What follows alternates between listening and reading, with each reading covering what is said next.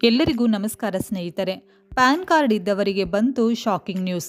PAN card ಇದ್ದವರಿಗೆ big breaking news ಕೊಟ್ಟ ಕೇಂದ್ರ ಆದಾಯ ಮತ್ತು ತೆರಿಗೆ ಇಲಾಖೆ. ಪ್ಯಾನ್ ಕಾರ್ಡ್ ಇದ್ದವರಿಗೆ ಬಿಗ್ ಶಾಕ್ ಕೊಟ್ಟ ಇನ್ಕಮ್ ಟ್ಯಾಕ್ಸ್ ಡಿಪಾರ್ಟ್ಮೆಂಟ್.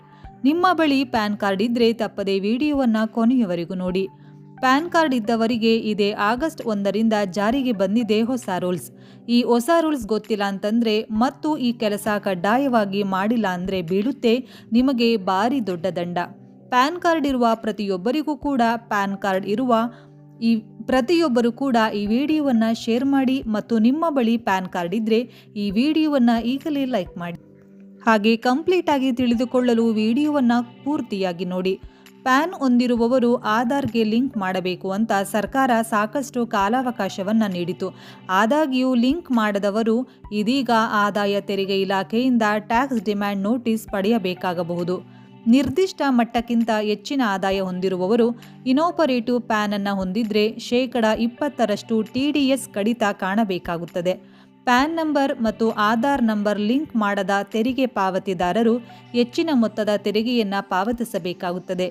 ಮೇ 31ರ ಒಳಗೆ ಆಧಾರ್ ಜೊತೆಗೆ ಲಿಂಕ್ ಆಗದ ಪ್ಯಾನ್ ನಂಬರ್ ನಿಷ್ಕ್ರಿಯಗೊಂಡಿರುತ್ತದೆ. ಇಂತಹ ಪ್ಯಾನ್ ನಂಬರ್ ಬಳಸಿದರೂ ಬಳಸದಿದ್ದರೂ ಎರಡೂ ಕೂಡ ಒಂದೇ.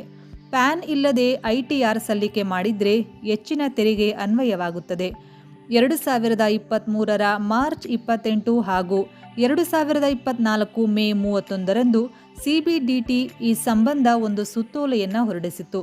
ಅದರ ಪ್ರಕಾರ ಸೆಕ್ಷನ್ 206AA ಅಡಿಯಲ್ಲಿ ಇನೋಪರೇಟಿವ್ ಪ್ಯಾನ್ ಬಳಸಿದ ತೆರಿಗೆ ಪಾವತಿದಾರರಿಗೆ ಟ್ಯಾಕ್ಸ್ ಡಿಮ್ಯಾಂಡ್ ನೋಟಿಸ್ ಅನ್ನು ಕೊಡಲಾಗುತ್ತಿದೆ. ಕೇಂದ್ರ ಹಣಕಾಸು ಖಾತೆ ರಾಜ್ಯ ಸಚಿವ ಪಂಕಜ್ ಚೌಧರಿಯವರು ಲೋಕಸಭೆಯಲ್ಲಿ ಈ ವಿಷಯವನ್ನು ತಿಳಿಸಿದ್ದಾರೆ. ವರ್ಷಕ್ಕೆ 2.5 ಲಕ್ಷಗಳವರೆಗೆ ಸಂಬಳ ಇರುವವರಿಗೆ ವಿನಾಯಿತಿ ಇದೇ. ಅವರ ಪ್ಯಾನ್ ನಿಷ್ಕ್ರಿಯಗೊಂಡಿದ್ದರೂ ಅವರನ್ನು ಟ್ಯಾಕ್ಸ್ ಡಿಮ್ಯಾಂಡ್ಗೆ ಪರಿಗಣಿಸಲಾಗುವುದಿಲ್ಲ. ಆದರೆ ವಿನಾಯಿತಿ ಮಿತಿಗಿಂತ ಹೆಚ್ಚಿನ ಆದಾಯ ಇರುವವರು ಪ್ಯಾನ್ ಮತ್ತು ಆಧಾರ್ ಲಿಂಕ್ ಮಾಡದಿದ್ದರೆ ಕ್ರಮವನ್ನು ಎದುರಿಸಬೇಕಾಗುತ್ತದೆ. ನಿಷ್ಕ್ರಿಯ ಪ್ಯಾನ್ ಇದ್ದರೆ ದುಪ್ಪಟ್ಟು ತೆರಿಗೆ. 2024 ಮಾರ್ಚ್ 31ರ ಒಳಗಾಗಿ ಪ್ಯಾನ್ ಮತ್ತು ಆಧಾರ್ ಲಿಂಕ್ ಮಾಡಲು ಗಡುವು ಕೊಡಲಾಗಿತ್ತು.